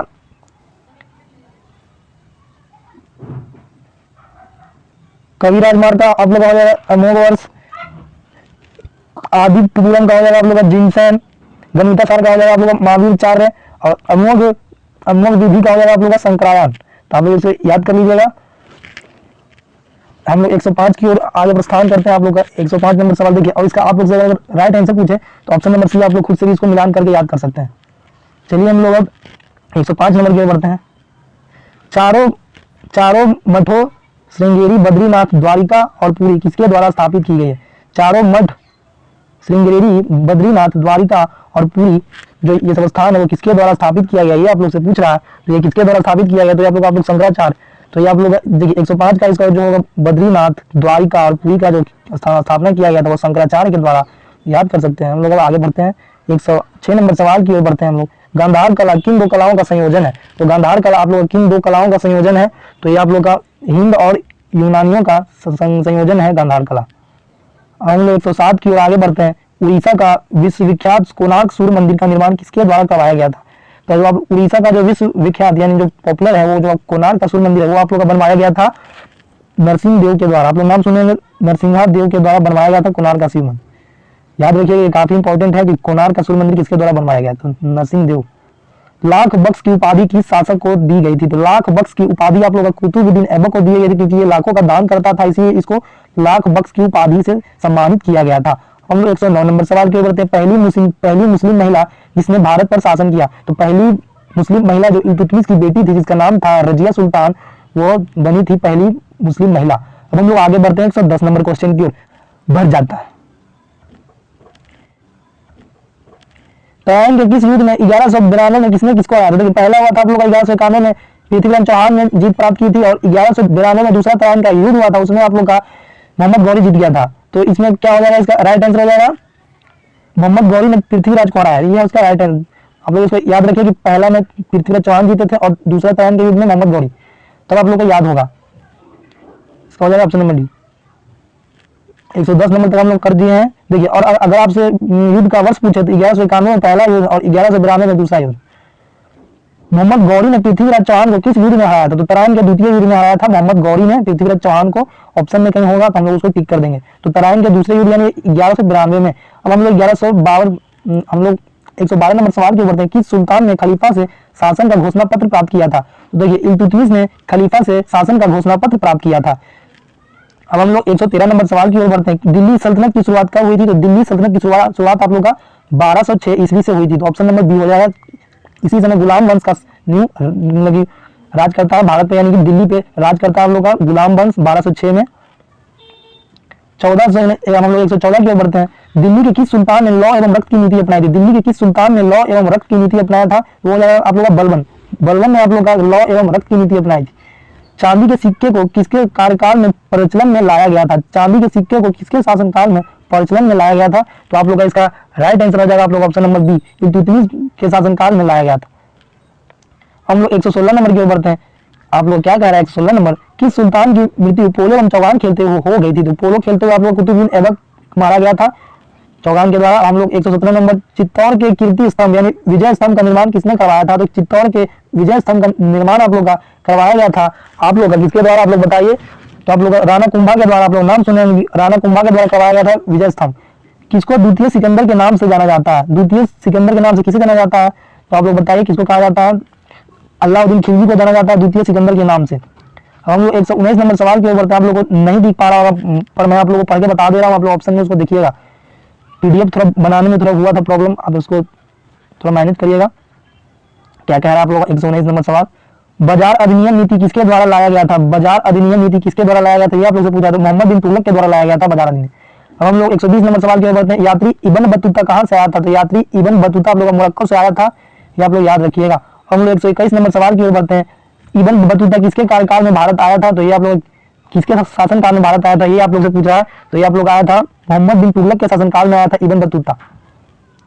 हम लोग 122 नंबर सवाल की ओर, दिल्ली के किस सुल्तान ने खैरात विभाग, सरकारी अस्पताल एवं रोजगार दफ्तर बनवाया था? किस कौन था और उसका नाम बताना है आप लोगों को। तो इसका हो जाएगा आप लोगों का राइट आंसर हो जाएगा फिरोज तुगलक। फिरोज तुगलक ने खैरात विभाग, सरकारी अस्पताल एवं ये सब बनवाए थे, आप लोग का याद रखिएगा। हम लोग 123 नंबर की ओर बढ़ते हैं। वर्तमान दौलताबाद जिसे मोहम्मद बिन तुगलक ने अपनी राजधानी दिल्ली से स्थानांतरित कर दी थी, यानी कि दिल्ली से दौलताबाद जो अपना राजधानी को स्थानांतरित कर दिया था, वो कौन था, कौन सा, कहाँ पे किया था? तो इसका हो जाएगा आप लोग का राइट आंसर हो जाएगा आप लोग ऑप्शन नंबर औरंगाबाद। चलिए हम लोग ऑप्शन नंबर बी देखिए, दिल्ली से दौलताबाद ले गया था राजधानी। अब हम लोग इसको क्रम अनुसार व्यवस्थित करना है कि पहले कौन आया था। तो बताइए हम लोग इसका क्या हो जाएगा आप लोग का राइट आंसर हो जाएगा। देखिए आप लोग पहले 4 नंबर आया था, फिर आप लोग का 5 नंबर। देखिए आप लोग ऐसे इसको आप लोग याद रख सकते हैं। पहले आया था गुलाम वंश, फिर आया था खिलजी वंश, फिर आप लोग आया था आप लोग तुगलक वंश, फिर आप लोग आया था सैयद वंश, फिर आप लोग आया था लोधी वंश। तो आप लोग इसको आप लोग को याद करने की जरूरत नहीं पड़ेगी। पहले मैं आप लोग को सबको बता देता हूँ। पहले आया था गुलाम वंश, जिसको इलवरी तुर्की भी बोल सकते हैं हम लोग, गुलाम वंश। लोधी वंश किसके द्वारा स्थापित किया गया था? तो लोधी वंश आप लोग का खिलजी खान के द्वारा स्थापित किया गया था। मतलब अच्छा आप लोग का क्या बोल रहा है कि लोधी वंश किसके द्वारा स्थापित किया गया? तो बहलोल लोधी ने लोधी वंश की स्थापना की थी। लोधी वंश का अंतिम शासक कौन था? तो लोधी वंश का आप लोग का अंतिम शासक जो था आप लोग का वो इब्राहिम लोधी था। वो बाबर के पानीपत के प्रथम युद्ध में पराजित हो गया था। इब्राहिम लोधी, लोधी वंश का अंतिम राजा। आप लोग देखिए पानीपत का जितने भी युद्ध है आप लोग याद कर लीजिएगा। हम लोग आगरा शहर का संस्थापक कौन सा था? आगरा शहर का संस्थापक कौन था ये आप लोग से पूछ रहा है। तो आगरा शहर का जो आप लोग का संस्थापक है आप लोग का नाम सुने होंगे, इसका हो जाएगा ऑप्शन नंबर डी। दिल्ली सल्तनत का शासन कब समाप्त हो गया था? तो दिल्ली सल्तनत का जो शासन था वो 1526 ईस्वी में जब इब्राहिम लोधी की मृत्यु हो गई थी उस समय इसका शासन समाप्त हो गया था। पानीपत का पहला युद्ध किस वर्ष लड़ा गया था? तो पानीपत का जो पहला युद्ध वो 1526 ईस्वी में बाबर और इब्राहिम लोधी के बीच लड़ा गया। सब लोग याद रख लीजिएगा। हम लोग 124 नंबर सवाल की ओर बढ़ते हैं, 130 नंबर की ओर। सन 1526 ईस्वी में पानीपत का युद्ध बाबर और किसके बीच लड़ा गया था? तो मैं आप लोग कितने बताता चल रहा हूँ कि इब्राहिम लोधी के बीच हुआ पहला युद्ध। कृष्णदेवराय के समकालीन कौन था? कृष्णदेवराय के समकालीन कौन था ये आप लोग से पूछ रहा था। आप लोग का कृष्णदेवराय के समकालीन जो था उसका नाम था आप लोग का बाबर। बाबर जो था वो कृष्णदेवराय के समकालीन। विजयनगर साम्राज्य का अवशेष कहाँ पे पाया जाता है? विजयनगर साम्राज्य का अवशेष जो आप लोग का पाया जाता है वो आप लोग का पाया जाता है हम्पी। आप लोग नाम सुनेंगे, हम्पी वहाँ पे पाया जाता है। 133 नंबर, तालीकोटा का प्रसिद्ध युद्ध कब लड़ा गया था? तो आप लोग का तालीकोटा का जो युद्ध है वो कब लड़ा गया था, ये आप लोग से पूछ रहा है। तो ये आप लोग का 1565 ईस्वी में था। तालीकोटा युद्ध के समय विजयनगर साम्राज्य में किस राजवंश का शासन था? तालीकोटा युद्ध के समय विजयनगर साम्राज्य में किस राजवंश का शासन चल रहा था? यह बोल रहा है आप लोग से। इसका हो जाएगा राइट आंसर आप लोग का तुलु वंश का शासन था। 135 नंबर सवाल, निम्नलिखित में से किसने दिल्ली सल्तनत में शासन नहीं किया था? यह ऑप्शन में से आपको बताना है कि किसने दिल्ली सल्तनत में से शासन नहीं किया। तो अब मैंने आप लोग को बताया पहले, तो आप लोग इसको ऑप्शन में से छाट सकते हैं। देखिए, गुलाम वंश किया है दिल्ली वंश का शासन, खिलजी वंश भी किया, सैयद भी किया, गौरी वंश कोई वंश नहीं था, गौरी वंश वहां पर शासन नहीं किया। देखिए, मैं ये आप लोग से पूछ रहा कौन सा जोड़ा गलत है। देखिए, आप लोग हेन सांग चीन से आया था, इबन बतूता मोरक्को से आया था, फायान आप लोग का चीन से आया था, नहीं कि आप लोग का मलेशिया से। तो ये गलत हो जाएगा और आप लोग का मेगासनी भी सही दिया गया। अब हम लोग 137 नंबर सवाल की ओर बढ़ते हैं। प्रसिद्ध यात्री मार्को पोलो किस देश के निवासी थे? प्रसिद्ध यात्री मार्को पोलो किस देश का निवासी था, ये आप लोग से पूछ रहा है। तो आप लोग का मार्को पोलो जो था वो आप लोग का इटली का नाम सुनेंगे, इटली देश का यात्री था। नूरजहां किस मुगल सम्राट की पत्नी थी? तो नूरजहां आप लोग किस मुगल सम्राट की फाइव, ये आप लोग से पूछ रहा है। तो इसका हो जाएगा शाहजहां की पत्नी थी आप लोग का नूरजहां। हुमायूं के मकबरे का वास्तुकार कौन था? तो हुमायूं के मकबरे का वास्तुकार आप लोग का मिरिक मिर्जा, नाम जान सकते हैं आप लोग। मिरिक मिर्जा जो था वो हुमायूं के मकबरों का वास्तुकार, आप सबका आप लोग नाम याद रख लीजिए, मिरिक मिर्जा। और आप लोग अगर आप लोग से पूछे उस्ताद अहमद लाहौरी जो था वो आप लोग का था ताजमहल। शेर शाह सूरी ने किस मुगल शासक को हराया था? तो हुमायूं को हरा दिया था चौसा के युद्ध में, आप लोग याद कर सकते हैं। 144 नंबर यानी हम लोग अब 141 नंबर सवाल की ओर बढ़ते हैं। 1494 ईस्वी में किसको फरगाना का शासक बनाया गया और उस समय उसकी उम्र सिर्फ 12 वर्ष थी? तो अकबर सबसे कम एज में शासन पर राजा बना था। अकबर आप लोग याद कर सकते हैं, 13 वर्ष था उस समय उसका उम्र, यहाँ पे दिया गया और फरगाना का शासक बनाया गया था। किस शासक का नाम सलीम था? किस शासक का नाम सलीम था? तो आप लोग का जहांगीर का नाम जो था वो सलीम था। हम लोग 143 नंबर सवाल की ओर बढ़ते हैं। किस भारतीय उपमहाद्वीप के बारे में जानकारी देने वाला अल बरूनी के दरबार, अल बरूनी किसके द्वारा लिखा गया? तो अल बरूनी आप लोग का लिखा गया किताबुल हिंद के द्वारा। अल बरूनी की पुस्तक जो लिखा गया किताबुल हिंद। तो आप लोग बताइए कि वाला अल बरूनी किसके द्वारा लिखा गया? तो ये मैंने आप लोग को बता दिया है, किताबुल हिंद। हम लोग बाबर ने 1528 ईस्वी में चंदावल में किसको पराजित किया था? देखिए, बाबर ने जब वो बाबर भारत में आया था तो वो लगातार तीन से 4 युद्ध लड़ा था। आप लोग पहला पानीपत का युद्ध लड़ा था, फिर आप लोग चंदावल, फिर आप लोग का ऐसे करते हुए उन्होंने। तो आप लोग से क्या बोल रहा है, आप लोग का सवाल क्या बोल रहा है? बाबर ने पहला युद्ध 1526 ईस्वी में लड़ा था जो कि इब्राहिम लोदी के साथ, और फिर 1528 ईस्वी में चंदावल के साथ जो हुआ था युद्ध, वो चंदावल के युद्ध में किसको हराया था? बाबर। तो इसका आप लोग का राइट आंसर हो जाएगा ऑप्शन नंबर, यानी मेदिनी राय को हराया था चंदावल के युद्ध। हम्पी में स्मारकों का निर्माण किसके द्वारा किया गया है? हम्पी में स्मारकों का निर्माण किसके द्वारा किया गया है, ये आप लोग से पूछ रहा है। तो हम्पी में स्मारकों का जो निर्माण वो आप लोग का कराया गया हरियर एवं बुक्का के द्वारा।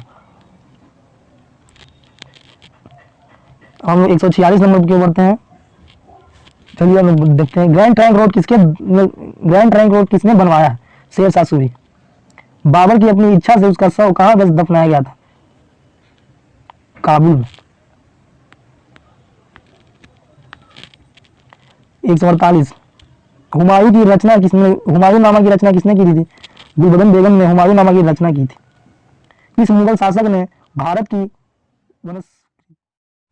किस शासक ने जजिया कर को समाप्त कर दिया था? तो औरंगजेब ने, अकबर जो थे वो जजिया कर को समाप्त कर दिए थे। निम्नलिखित में से किस लेखक ने अकबर के दीन इलाही को उनकी मुख्ता की न कि बुद्धिमत्ता के स्मारक कहा था? कौन सा वैसा लेखक था? विंसेंट। याद करते हुए चलिएगा आप लोग 163 की ओर आगे बढ़ते हैं। अकबर के शासन काल के दौरान मुगल साम्राज्य का वित्त मंत्री कौन था? अकबर के शासन काल के दौरान मुगल साम्राज्य का वित्त मंत्री कौन था? तो आप लोग का कौन जो था वो आप लोग का वित्त मंत्री था। ये तो आप लोग का बीरबल हो जाएगा, वो वित्त मंत्री था। राजा टोडरमल इसका राइट आंसर है।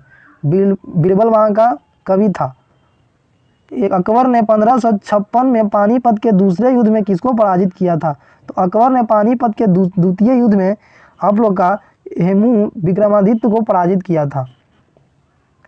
ताजमहल का डिजाइन तैयार करने वाला वास्तुकार कौन था? उस्ताद अहमद लाहौरी थे जो ताजमहल का डिजाइन किए थे।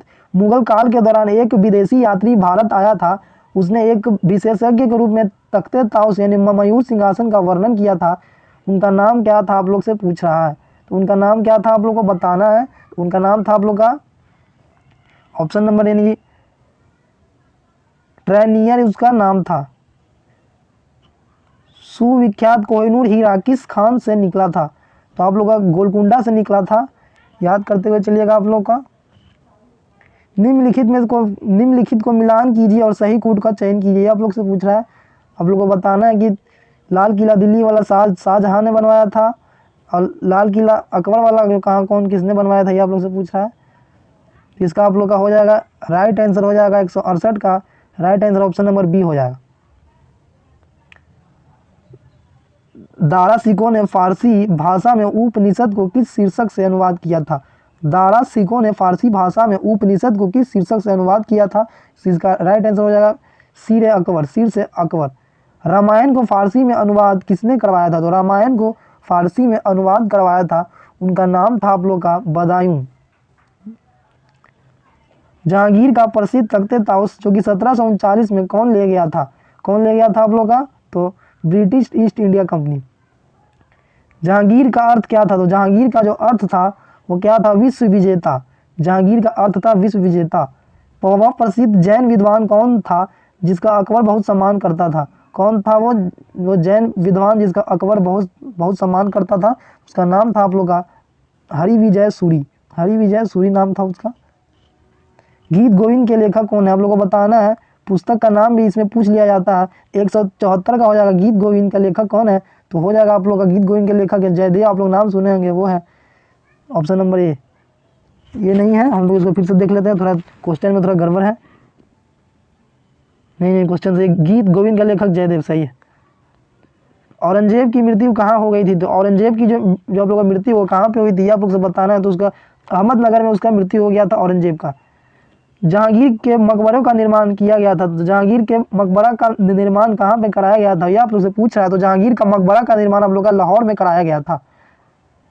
नूरजहां का असली नाम क्या था? तो नूरजहां का असली नाम जो था वो मेहरुनिसा था, मेहरुनिसा।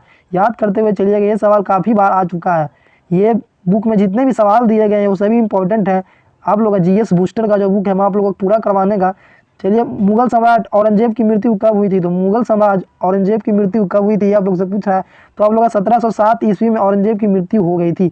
निम्न में से किसको जिंदा पीर के नाम से जाना जाता है? तो जिंदा पीर के नाम से औरंगजेब को जाना जाता है। आप लोग याद करते हुए चलिएगा। किस संधि के द्वारा शिवाजी ने किला मुगलों को सौंप दिया था? तो पुरंदर के संधि के द्वारा जो किला था वो आप लोग का सौंप दिया गया था। चौथ क्या था? तो चौथ आप लोग का क्या था, ये आप लोग का पूछ रहा है, क्या था आप लोग बताइए। तो चौथ एक पड़ोसी राज्य पर शिवाजी द्वारा लगाया गया भूमि कर जो है उसे चौथ का। चलिए हम लोग आगे बढ़ते हैं। चौथ आप लोग को याद रखिएगा। गुरिल्ला युद्ध की अवधारणा को लागू किया था। तो जो गुरिल्ला युद्ध की अवधारणा को लागू किसने किया था, ये आप लोग से पूछ रहा है। तो अभी मैंने आप लोग को बताया शिवाजी, उसी ने करवाया था गुरिल्ला। सबसे सशक्त पेशवा था, कौन था? सबसे सशक्त पेशवा जो था उसका नाम था आप लोग का बाजीराव प्रथम। बाजीराव प्रथम जो थे वो सबसे सशक्त पेशवा। छत्रपति शिवाजी टर्मिनल का डिजाइन किसके द्वारा तैयार किया गया है? जो छत्रपति शिवाजी टर्मिनल का जो डिजाइन है वो आप लोग का तैयार किया गया है फ्रेडरिक विलियम स्टेविंस के द्वारा। Frederick William Stevens. Guru Nanak का जन्म स्थान कौन सा था? गुरु नानक का जन्म स्थान कौन सा था, ये आप लोग से पूछ रहा है। तो तलवंडी जो था, तलवंडी अभी आप लोग का पाकिस्तान में शायद पड़ता है, वहाँ पे था वो। गुरु नानक का जन्म स्थान तलवंडी था। तो खालसा की स्थापना किसने की थी? तो खालसा की स्थापना आप लोग किसने की थी आप लोग को बताना है। तो खालसा की स्थापना गोविंद सिंह ने की थी। गोविंद सिंह का आप लोग का जो जन्म स्थान पूछे तो आप लोग का बिहार में हो जाएगा गोविंद सिंह का जन्म स्थान। और आप लोग से अगर गुरु नानक का पूछे तो तलवंडी मैंने आपको बता ही दिया है। निम्नलिखित में से अंतिम सिख गुरु कौन थे? तो अंतिम सिख गुरु आप लोग गुरु गोविंद सिंह जो थे अंतिम सिख गुरु थे। खालसा पंथ की स्थापना गुरु गोविंद सिंह ने किस वर्ष की थी? तो गुरु गोविंद सिंह ने खालसा पंथ की जो स्थापना थी वो 1699 ईस्वी में किया। अब हम लोग 190 की ओर आगे बढ़ चुके हैं। अकाल तख्त किसके द्वारा बनाया गया था? गुरु हरगोविंद के द्वारा अकाल तख्त बनाया गया। सिख धर्म का पवित्र जो ग्रंथ, देखिए अकाल तख्त आप लोगों को बनाया गया है गुरु हरगोविंद के द्वारा। अगर आप लोग सिख धर्म का पवित्र ग्रंथ कौन सा है यह पूछा जाए तो उनका जो पवित्र ग्रंथ है उसका नाम है आप लोग का क्या, आप लोग बताइए ऑप्शन में। गुरु ग्रंथ साहिब। तो गुरु ग्रंथ साहिब उनका पवित्र ग्रंथ है। 191 की ओर हम लोग बढ़ते हैं। निम्नलिखित में से किस सिख गुरु ने अमृतसर शहर की स्थापना की थी? तो अमृतसर शहर की स्थापना किसने किया था, ये आप लोग से पूछ रहा है। तो गुरु रामदास का नाम सुनेंगे, उसने ही अमृतसर शहर की स्थापना किया था। किस सिख गुरु ने जफरनामा को फारसी में लिखा था? तो जफरनामा को फारसी में किसने लिखा था, ये आप लोगों को बताना है। तो जफरनामा को फारसी में आप लोगों को गुरु गोविंद सिंह ने लिखा। खालसा पंथ की स्थापना गुरु गोविंद सिंह ने किस वर्ष किया था? तो खालसा पंथ की स्थापना गुरु गोविंद सिंह ने आप लोगों का किया था 1699 ईस्वी को। याद करते हुए चलिएगा। अजमेर में किस सूफी संत का दरगाह है? अजमेर में किस सूफी संत का दरगाह है, ये आप लोग से पूछ रहा है। तो अजमेर में आप लोग का जो दरगाह है वो मोइनुद्दीन चिश्ती का, जो अजमेर में सूफी संत उनका वहाँ पे दरगाह है।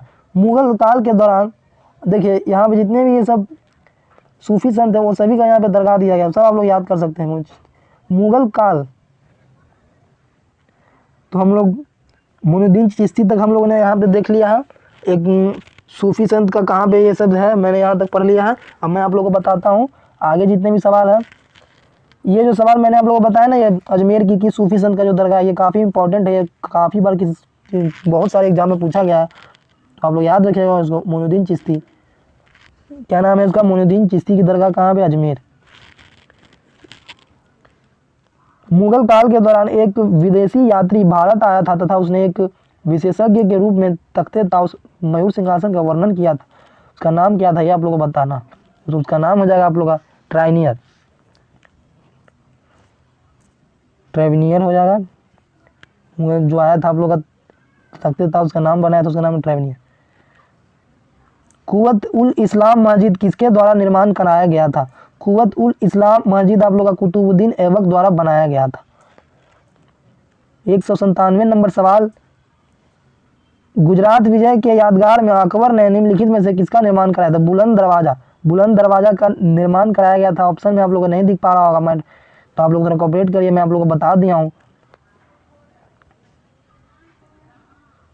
आप लोगों को थोड़ा ये धुंधला दिख रहा होगा बट मैं आप लोगों को पढ़ दूंगा। राज तरंगिणी किसके द्वारा लिखा गया है? तो राज तरंगिणी आप लोग का लिखा गया है, आप लोग नाम सुनेंगे, कलहन के द्वारा। राज ये आप लोग से पूछ रहा है, तो आप लोग तृतीय हिंद के नाम से जाना जाता है, उसका नाम क्या है आप लोग को बताना है। उसका नाम आप लोग अमीर खुसरो को जाना जाता है। हम लोग 200 नंबर की ओर बढ़ चुके हैं, बस आप लोग अब ज़्यादा सवाल नहीं बचा इस बुक में। जो पीछे वाला जितना भी क्वेश्चन दिया गया वो खत्म ही होने वाला होगा। मैं आप लोगों को बता दूंगी निम्न में से अकबर का मकबरा किस स्थान पर स्थित है? अकबर का जो मकबरा है वो आप लोग का कहाँ पे है? तो आप लोगों को नाम पता होगा, सिकंदरा, आप लोग नाम सुने होंगे, सिकंदरा में उसका मकबरा ऑप्शन नंबर है। महाराष्ट्र का सबसे महान कवि कौन था? महाराष्ट्र का सबसे महान कवि कौन था आप लोग को बताना है। तो तुकाराम जो था वो महाराष्ट्र का सबसे महान कवि था। वह सूफी संत जिसने बताया कि भक्ति संगीत के माध्यम से भगवान के पास जाने का एकमात्र तरीका है, कौन वैसा बताया था? इसका नाम क्या हो जाएगा आप लोग? ऑप्शन नंबर बी, बाबा फरीद। बाबा फरीद ने ऐसा बताया था कि भक्ति संगीत के माध्यम से भगवान के पास जाने का एकमात्र। देखते हैं भारत छोड़ो आंदोलन के दौरान गांधी जी को कब मतलब कि जेल में डाल दिया गया था, ये आप लोगों को बताना है। तो इसका हो जाएगा 9 अगस्त 1982 को, 9 अगस्त 1942 को गांधी जी को जेल में डाल दिया गया था। मिलान कीजिए, सही का मिलान करना है, आप लोग को बताइए क्या हो जाएगा इसका राइट आंसर। चलिए हम लोग इसका मिलान करते हैं। तो आप लोग को याद होगा जयप्रकाश नारायण ने संपूर्ण क्रांति किया था, और आप लोग का मेधा पाटकर आप लोग का क्या है, और जो आप लोग का चिपकू जब था वो सुंदरलाल बाहुगुना ने किया था, और आप लोग का मेधा पाटकर था वो नर्मदा के से संबंधित है। आप लोग का भूटान आंदोलन वो विनोबा भावे, आप लोगों को पता ही होगा, ये सब आप इसका मिलान था। चलिए हम लोग अब 210 की ओर बढ़ते हैं। किसके द्वारा वर्ष 1905 में बंगाल विभाजन किया गया था? तो बंगाल विभाजन के समय बंगाल का गवर्नर कौन था, ये आप लोग से पूछा जा रहा है। लॉर्ड कर्जन के शासनकाल में बंगाल का विभाजन हुआ था। हम लोग होम रूल लीग आया था, ये आप लोग को बताना है। तो आप लोग किसके द्वारा? तो बीजी तिलक के द्वारा किया गया था 211 के। साइमन कमीशन का भारत में विरोध किया गया क्योंकि साइमन कमीशन का भारत में विद्रोह किया गया क्योंकि उसमें सिर्फ उजले लोग यानी उसको व्हाइट मैन कहा जाता है, एक भी भारतीय नहीं थे उसमें, इसलिए उसको कहा गया। हम लोग आगे बढ़ते हैं। ब्रह्म समाज का संस्थापक कौन था? तो राजा राम मोहन जो था वो आप लोग का ब्रह्म समाज का संस्थापक। 1857 का जो विद्रोह किसके द्वारा प्रारंभ किया गया? तो सिपाहियों के द्वारा प्रारंभ किया गया। हम लोग 215 की ओर आगे बढ़ चुके हैं। भारत का पहला भारतीय गवर्नर कौन था? भारत का पहला भारतीय गवर्नर जनरल कौन था? तो आप लोगों को कौन था ये बताना है।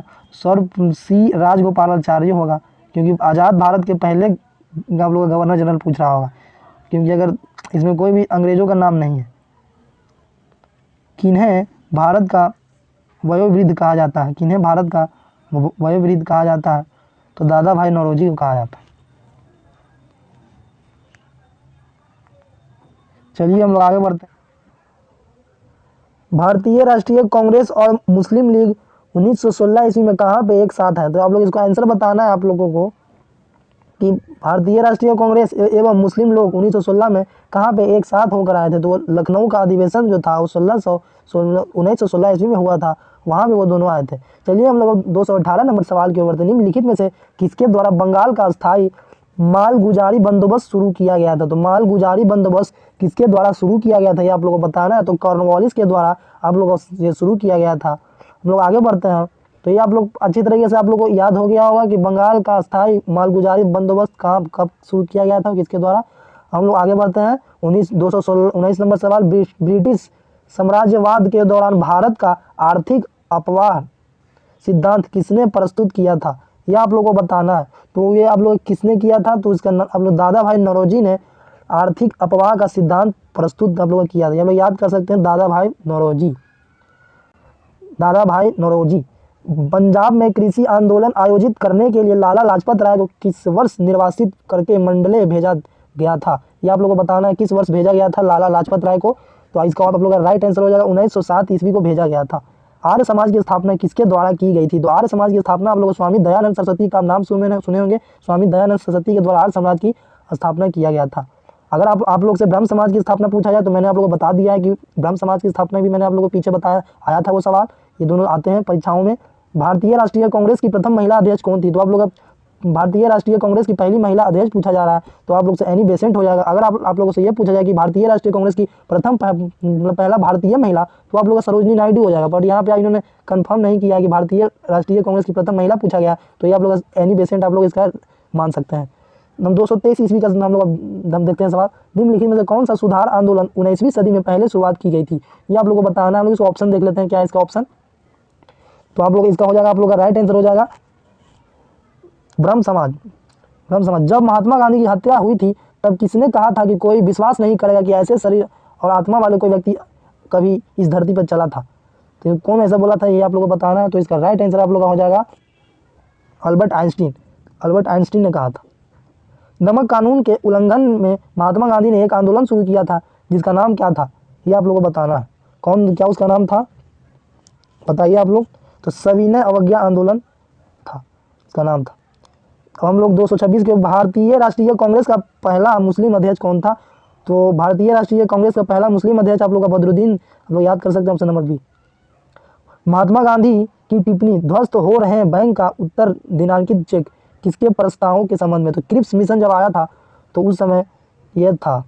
स्वतंत्रता संघर्ष के दौरान प्रसिद्ध अखबार केसरी के संस्थापक संपादक कौन थे, तो केसरी के संपादक जो थे उनका नाम। 228 नंबर सवाल की ओर। स्वतंत्रता संघर्ष के दौरान प्रसिद्ध अखबार केसरी के संस्थापक संपादक कौन थे, तो केसरी अखबार के संपादक कौन थे ये आप लोग से बोल रहा है। तो इसका आप लोग का राइट आंसर हो जाएगा लोकमान्य तिलक जो थे वो केसरी अखबार के संपादक थे। चलिए हम लोग अब 229 नंबर सवाल की ओर आगे बढ़ चुके हैं। संयुक्त राष्ट्र महासभा में नियुक्त होने वाली पहली भारतीय महिला अध्यक्ष कौन थी, तो उसका नाम आप लोगों को बताना है कि संयुक्त राष्ट्र महासभा में नियुक्त होने वाली पहली भारतीय जो अध्यक्ष थी उनका नाम आप लोग बताना है। तो इसका राइट आंसर आप लोग का हो जाएगा विजय लक्ष्मी, इसका राइट आंसर। चलिए हम लोग 230 नंबर सवाल की ओर बढ़ते हैं। इसमें आप लोग का मिलान करने वाला सवाल है, हम लोग इसको मिलान करके भी आप लोग को बता देते हैं। देखिए तो आप लोग को यहाँ पे ऑप्शन की ओर आप लोग देख पा रहे होंगे कि प्रार्थना समाज का आप लोग का जो स्थापना किया था उसका नाम है आत्मारंग पांडुरंग जो थे वो आप लोग का प्रार्थना समाज की स्थापना किए थे। और आप लोग यहाँ पे ये जो आप लोग बी देख पा रहे होंगे जो कि दयानंद सरस्वती जो थे वो आप लोग का आर्य समाज की स्थापना किए थे। और जो आप लोग ये केशव सेन जो है ये आप लोग का केशव सेन जो थे, और ये जो आप लोग का सैयद अहमद खां जो थे वो आप लोग का अलीगढ़ आंदोलन से संबंधित थे। ये सब आप लोग याद रख पाइएगा। देखिए केशव सेन आप लोग का ब्राह्मण समाज से थे संबंधित, और आप लोग का अगर आत्मारंग पांडुरंग के बारे में पूछे तो वो आप लोग का प्रार्थना समाज से संबंधित है। अगर आप लोग से दयानंद सरस्वती के बारे में पूछे तो ये आप लोग आर्य समाज से संबंधित है। अगर आप लोग के सैयद अहमद खां के बारे में पूछा जाए तो वो अलीगढ़ आंदोलन के से थे वो। चलिए तो ये आप लोग ऐसे इसको कर सकते हैं मिलान। केशव सेन आप लोग का हो जाएगा, ब्रह्म समाज, प्रार्थना समाज आप लोग का हो जाएगा, आत्माराम पांडुराम, और आप लोग का दयानंद सरस्वती जो थे वो आप लोग आर्य समाज से संबंधित थे, और सैयद अहमद खान जो थे वो अलीगढ़ आंदोलन से संबंधित। तो आप लोग मैंने आप लोगों को पूरी अच्छे तरीके से बता दिया कि कौन कौन किससे संबंधित या कौन सा आंदोलन किससे संबंधित है। तो आप लोग वीडियो को पॉज करके आप लोग इसको मिलान कर सकते हैं। चलिए मैं इसको कर देता हूँ मिलान। अब आप लोग इसको नोट करिए, हम आगे बढ़ते हैं। 231 नंबर सवाल की ओर हम लोग अब आगे प्रस्थान करेंगे। भारतीय राष्ट्रीय कांग्रेस का पहला अंग्रेज अध्यक्ष कौन था? तो भारतीय राष्ट्रीय कांग्रेस का पहला अंग्रेज अध्यक्ष कौन था, ये आप लोग से पूछ रहा है। तो पहला अंग्रेजी अध्यक्ष कौन बना था भारतीय राष्ट्रीय कांग्रेस में? तो उसका नाम है, आप लोग को पता होगा, ये काफ़ी पॉपुलर सवाल है। जॉर्ज यूल का आप लोग नाम सुनेंगे। जॉर्ज यूल जो था वो भारतीय राष्ट्रीय कांग्रेस का पहला अंग्रेजी अध्यक्ष था। अब हम लोग आगे बढ़ते हैं 232 नंबर सवाल की ओर। क्या आप लोग का बोल रहा है, सर्वेट सोसाइटी ऑफ इंडिया की स्थापना किसने की थी? तो सर्वेट सोसाइटी ऑफ इंडिया की स्थापना जो की थी उसका नाम था आप लोग का, तो जो आप लोग का सर्वेट सोसाइटी के जो आप लोग का स्थापना किया था उसका नाम आप लोग का था, इसका हो जाएगा राइट आंसर आप लोग का जी। तो चलिए हम लोग महात्मा गांधी, हम लोग 233 नंबर सवाल की ओर बढ़ जाते हैं। क्या कह रहा है आप लोग, महात्मा गांधी किसकी कृतियों से अत्यधिक प्रभावित थे? तो महात्मा गांधी आप लोग का लियो टॉल्स्टॉय का आप लोग नाम सुनेंगे, वो उनकी कृतियों से महात्मा गांधी अत्यधिक प्रभावित हुए थे। उनका नाम है लियो टॉल्स्टॉय। लियो टॉल्स्टॉय आप लोग याद कर लीजिएगा। हम लोग आगे बढ़ते हैं 234 की ओर। ब्रिटिश द्वारा 1908 में बाल गंगाधर तिलक को किस जेल में रखा गया था? ब्रिटिश द्वारा 1908 में बाल गंगाधर तिलक को किस जेल में रखा गया था, ये आप लोग को बताना है। किस जेल में आप लोग बताइए कौन सी जेल में रखा गया था। उसका आप लोग का राइट आंसर हो जाएगा ऑप्शन नंबर डी, मांडले जेल में बाल गंगाधर तिलक को रखा गया था 1908 ईस्वी में। मांडले जेल आप लोग याद रखिएगा। चलिए हम लोग अब 235 की ओर बढ़ चुके हैं। अब हम लोग का ये बस खत्म ही होने वाला हो। इनकलाब जिंदाबाद का नारा किसने दिया था? तो इनकलाब जिंदाबाद का नारा आप लोग को भगत सिंह द्वारा दिया गया था, आप लोग याद कर लीजिएगा इनकलाब। अब हम लोग 236 की ओर बढ़ गए हैं। 236 में आप लोग क्या है, यंग इंडिया और हरिजन के संपादक कौन थे? तो आप लोग हरिजन जैसे ही देखिए आप लोग महात्मा गांधी को टिक करके आगे बढ़ सकते हैं। और आप लोग यंग इंडिया भी आप लोग याद कर सकते हैं। निम्नलिखित में से किसने तीनों गोलमेज सम्मेलन में भाग लिया था? तो तीनों गोलमेज सम्मेलन में आप लोग का बी आर अम्बेडकर जो थे वो तीनों गोलमेज सम्मेलन में भाग लिए थे। और अगर आप लोग से पूछा जाए कि महात्मा गांधी ने कौन से गोलमेज सम्मेलन में भाग लिया था, तो महात्मा गांधी आप लोग द्वितीय गोलमेज सम्मेलन में भाग लिए थे। चलिए हम लोग आगे बढ़ चुके हैं। 1937 ईस्वी में किन दो राज्यों में गैर कांग्रेस की सरकार बनी थी? देखिए हम लोग 238 नंबर सवाल की ओर बढ़ चुके हैं। ये आप लोग से पूछ रहा है कि 1937 ईस्वी में किन दो राज्यों में गैर कांग्रेसी सरकार बनी थी, तो वो कौन से दो राज्य थे आप लोगों को बताना है। तो वो दो राज्य थे, वो पंजाब और बंगाल। बंगाल एवं पंजाब में गैर कांग्रेसी सरकार बनी थी, ये आप लोग याद कर सकते हैं। अब हम लोग आगे बढ़ चलते हैं। क्या आप लोग से कह रहा है, निम्नलिखित में से भारत आने वाला पहला ब्रिटिश जहाज कौन था? ये आप लोग से पूछ रहा है कि निम्नलिखित में से भारत आने वाला पहला ब्रिटिश जहाज कौन था? तो उसका नाम आप लोग का हो जाएगा रेड ड्रैगन। आप लोग नाम सुने होंगे, वो उसका पहला जहाज था जो कि आया था वहां से। हम लोग 240 नंबर सवाल की ओर बढ़ चुके हैं। किसने कहा था स्वराज हमारा जनसिद्ध अधिकार है और मैं इसे लेकर रहूंगा? तो ये आप लोग का ये किसका कथन है, ये आप लोग से पूछ रहा है। तो ये आप लोग का हो जाएगा बाल गंगाधर तिलक का ये कथन है कि स्वराज हमारा जनसिद्ध अधिकार है और मैं इसे लेकर रहूंगा। ये बाल गंगाधर तिलक आप लोग याद कर लीजिए। ये सवाल काफी बार सभी परीक्षाओं में पूछा गया कि स्वराज हमारा जनसिद्ध अधिकार है और मैं इसे लेकर रहूंगा। बाल गंगाधर तिलक, बाल गंगाधर तिलक। चलिए हम लोग 241 की ओर आगे बढ़ते हैं। भारतीय विश्वविद्यालय अधिनियम 1904 ईस्वी में किसके शासन के दौरान पारित हुआ था? यानी कौन से उस समय गवर्नर या कौन सा वायसराय था, ये आप लोग से पूछा है कि जब भारतीय विश्वविद्यालय अधिनियम आया था तो उस समय कौन सा वायसराय था, ये आप लोग से पूछा है। तो उसका नाम है कर्जन। देखिए 1905 आप लोग को याद है बंगाल का विभाजन, उस समय भी आप लोग का लॉर्ड कर्जन था, और 1904 में भी आप लोग का कर्जन ही रहेगा। तो आप लोग लॉर्ड कर्जन के समय भारतीय विश्वविद्यालय अधिनियम आया था, आप लोग याद कर लीजिएगा। चलिए हम लोग अब 242 की ओर आगे बढ़ते हैं।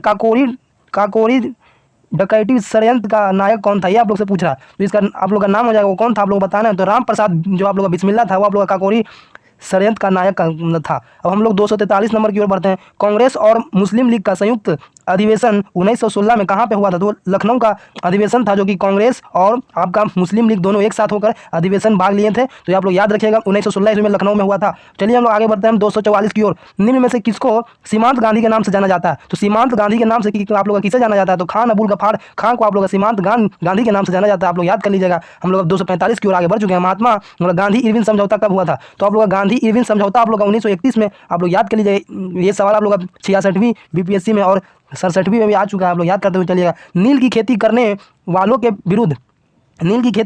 के विरुद्ध विद्रोह को प्रदर्शित करने वाले नाटक नील दर्पण के लेखक कौन है? आप लोग सीधा ये सवाल पूछा जा रहा है कि नील की खेती करने वालों के विरुद्ध विद्रोह को प्रदर्शित करने वाले नाटक नील दर्पण का लेखक कौन थे? तो आप लोग से नील दर्पण के बारे में पूछ रहा है। तो दीन बंधु आप लोग को याद कर लीजिएगा। दीन बंधु जो थे वो नील दर्पण का किए थे आप लोग का।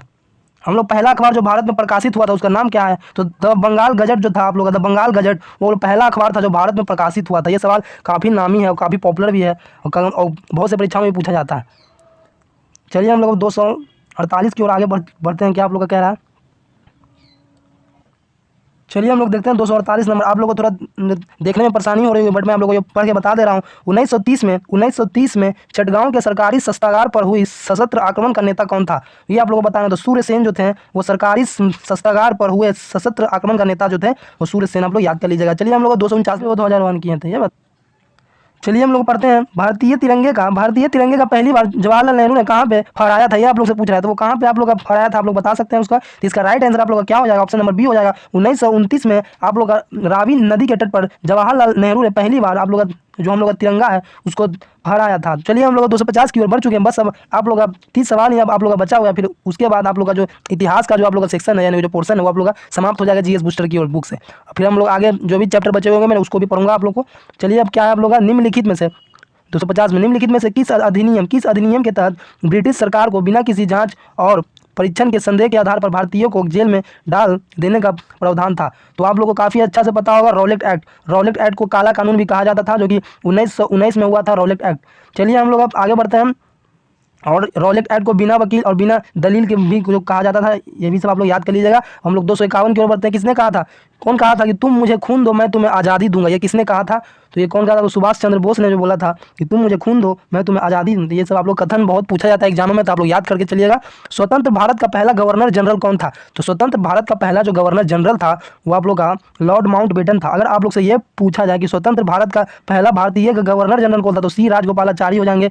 अब हम लोग आगे बढ़ते हैं 253 की ओर। लाला लाजपत राय को किसके विरुद्ध प्रदर्शन करने पर ब्रिटिश पुलिस द्वारा निर्दयतापूर्ण पीटा गया था? तो साइमन कमीशन का जब साइमन कमीशन भारत आया था तो लाला लाजपत राय ने काफ़ी उनके उस पर विरोध किया था, जिसके कारण उस समय की जो पुलिस प्रशासन थी उनको इतना पीटी थी कि उनकी मृत्यु हो गई थी लाला लाजपत राय की। चलिए हम लोग अब 254 नंबर सवाल की ओर बढ़ते हैं। महात्मा गांधी के राजनीतिक गुरु कौन थे? तो महात्मा गांधी की राजनीतिक गुरु आपसे पूछे तो गोपाल कृष्ण गोखले जो थे वो आप लोग का महात्मा गांधी की राजनीतिक गुरु थे। ये सब सवाल आते हैं। चलिए हम लोग 255 की ओर आगे बढ़ते हैं कि आप लोग निम्नलिखित में से किस क्रांतिकारी को ब्रिटिश द्वारा फांसी की सजा दी गई थी?